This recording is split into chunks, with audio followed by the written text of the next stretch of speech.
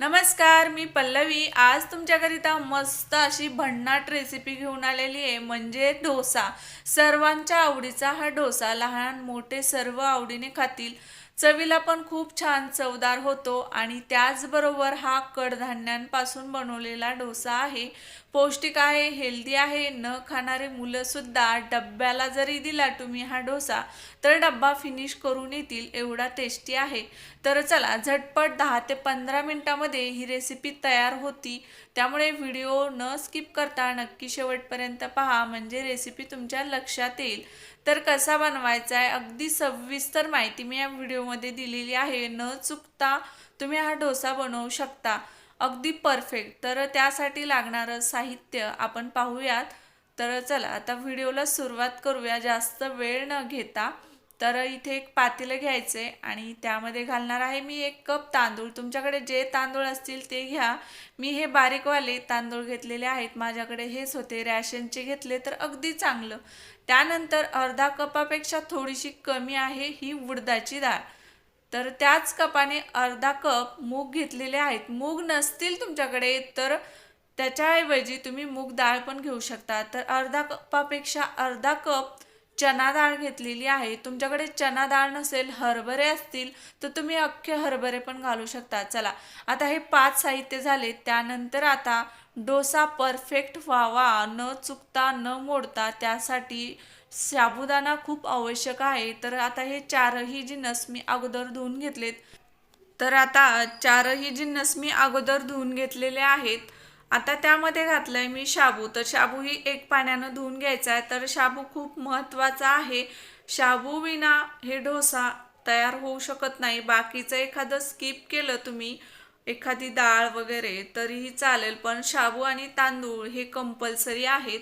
तर आता हे छान धुवून घेतलेत. यामध्ये भरपूर पाणी घाला आणि हे रात्रभर भिजण्यासाठी ठेवा.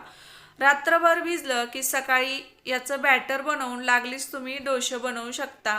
तर हे झटपट अगदी 10 ते 15 मिनिटामध्ये तयार होतात. फक्त रात्री हे भिजत घालायचं आठवण करून.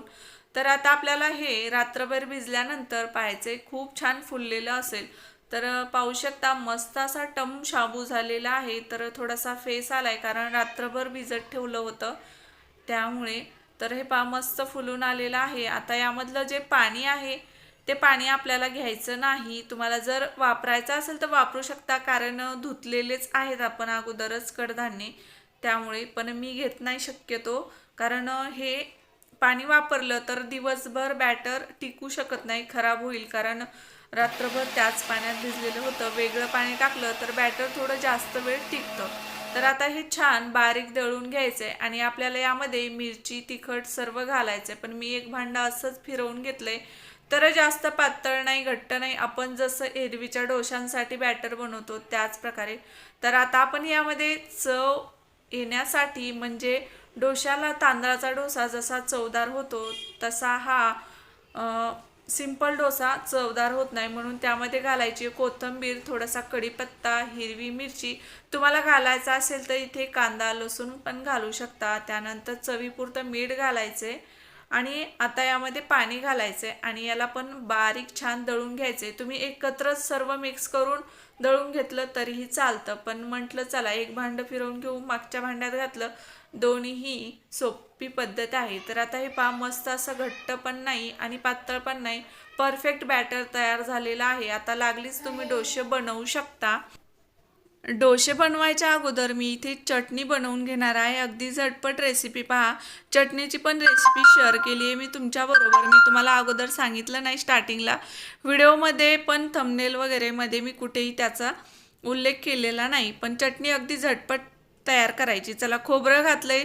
आता खोबऱ्याला अगोदर पाणी घालून फिरवून घ्या. सर्व सोबत फिरवलं तर खोबरं तसंच राहतं. त्या अगोदर खोबरं फिरवून घ्या. बाकीचे हिरवी मिरची, कोथिंबीर आणि शेंगदाणे घाला. तुमच्याकडे जर शेंगदाणे वगैरे नसतील तर तुम्ही ते चना डाळ पण भिजवून घालू शकता. तर आता सर्व साहित्य घातलंय. फक्त मी कढीपत्ता ठेवलाय. तडका देण्यासाठी कढीपत्त्याचा वापर करायचा आहे. चवीपुरतं मीठ घाला आणि याला छान बारीक आता दळून घ्या. चटणी प्रत्येकाला येते, पण प्रत्येकाची पद्धत वेगवेगळी असते. माझी ही थोडीशी वेगळी असेल आता तुम्हाला आवडते की नाही काय माहिती, पण मला अशी चटणी खूप आवडते. तर इथे माझ्याकडे ओलं नारळ नव्हतं म्हणून मी सुक्या नारळाचीच बनवली. आपल्याकडे नेहमीच ओलं नारळ असतं असं नसतं आणि फोडायला परवडत नाही कारण एवढं सारं नारळ लागत नाही. तर आता काय करायचं, 2 चमचे दही घालायचे. जास्त दही घातल्याने जास्त आंबट चटणी होती म्हणून मी 2च चमचे दही घातले. नसेल दही तर तुम्ही इथे लिंबाचा वापर करू शकता, लिंबाने पण छान होते. पण शक्यतो दही असेल तर दहीच वापरा. चला आता तिकडे तयार झालेलं आहे चटणीचं सारण. आता आपण त्याला सिंपल असा तडका देऊयात. तर मी चटणीसाठी शेंगदाण्याचं तेल वापरते कारण शेंगदाण्याच्या तेलाने चटणीला खूप छान अशी चव येते. तर चला तेल गरम झालं की मोहरी घालून घ्या. गॅस बंद केलाय मी. आत्ता गॅस बंद करून जिरे घालायचेत आणि कढीपत्ता घालायचा म्हणजे फोडणी करपणार नाही. आणि तुम्हाला इथे आवडत असेल तर सुक्की लाल मिरची घातली तरीही चालेल किंवा बेडगी मिरची. तर आता छान असा तडका तयार झालेला आहे. आता तडका थोडासा थंड झाला की त्यामध्ये आपल्याला हे बॅटर घालून घ्यायचे. पण थंड झाल्यावरच घालायचे. तेल पूर्णपणे थंड होऊ द्या आणि नंतर घाला. तर आता काय करायचे, अजून चव यावी म्हणून थोडीशी अगदी नकळत साखर घालायची. याने चटणीची चव दुप्पट होते. तर तुम्ही म्हणाल कसं, कारण थोडासा आंबूस गोड आंबटपणा येतो. तर आता चटणी तयार झालेली आहे, डोशाचं बॅटर पण तयार झालेलं आहे. पहा रेसिपी अगदी 10 ते 15 मिनिटात तयार होते का नाही. तर चला मग आता डोसे बनवून घेऊयात. मी अगोदरच तवा गरम करायला ठेवला होता. जास्त पण गरम नाही करायचा तवा अगदी. आणि तेलानं छान ग्रीस करा आणि आपण एरवी जसे डोसे बनवतो त्याच प्रकारे हा डोसा बनवायचा. बिलकुल तुटणार नाही, मोडणार नाही, काहीच होणार नाही. तुमच्या डोशाला न घाबरता हा डोसा बनवा. कारण माझ्याकडून जेव्हा रेसिपी परफेक्ट जमेल तेव्हाच मी ही रेसिपी तुमच्याकरिता शेअर करत असते. चुकलेली रेसिपी मी कधीच शेअर केलेली नाही आत्तापर्यंत तरी. तर छान असा खरपूस भाजायचा आहे. एखाद्या वेळेस पहिला डोसा थोडासा चिटकतो, पण बाकीचे डोसे आहेत ते बिना तेलाचे पण परफेक्ट तयार होतात. तर खरपूस मस्त दोन्ही साईडने मी हा डोसा भाजून घेतलाय. तुम्हाला जर खरपूस बनवायचा असेल तर जास्त वेळ त्याला भाजा आणि सॉफ्ट ठेवायचा असेल तर कमी भाजला तर सॉफ्ट होतो. तर चला मस्त परफेक्ट असा डोसा तयार झालाय. मग आवडली का आजची रेसिपी, करा मग आता पटकन सबस्क्राईब. एवढा छान व्हिडिओज तुमच्याकरिता हेल्दी पौष्टिक शेअर केलाय आणि प्रत्येक आईला वाटतं मुलांनी हेल्दी खावं, तर एकदा ही रेसिपी नक्की ट्राय करा. 100% मुलं हे आवडीनं खातील डोसा, एवढा छान लागतो. तर पहा हा पण छान असा डोसा तयार झालेला आहे. मस्त छान जाळीही पडते.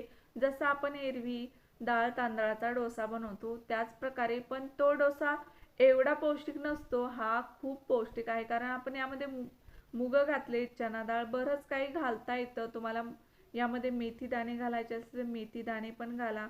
तर मस्त असे डोसे तयार झालेले आहेत. चटणी सोबत सर्व करा. मस्त खा, स्वस्त रहा आणि चॅनलला सबस्क्राईब करायला विसरू नका बरं का. आणि व्हिडिओ आवडलाच असेल तर तुमच्या मित्रमैत्रिणींसोबत जास्तीत जास्त शेअर करा. आणि अजूनही चॅनलला सबस्क्राईब केलं नसेल तर नक्कीच सबस्क्राईब करा. कारण व्हिडिओ बनवायला खूप मेहनत घ्यावी लागते. कारण तुमच्याकरिता मी एवढा छान व्हिडिओ शेअर केला आहे, तर मग एक सबस्क्राईब तर करायला हवं की नाही. Bye bye.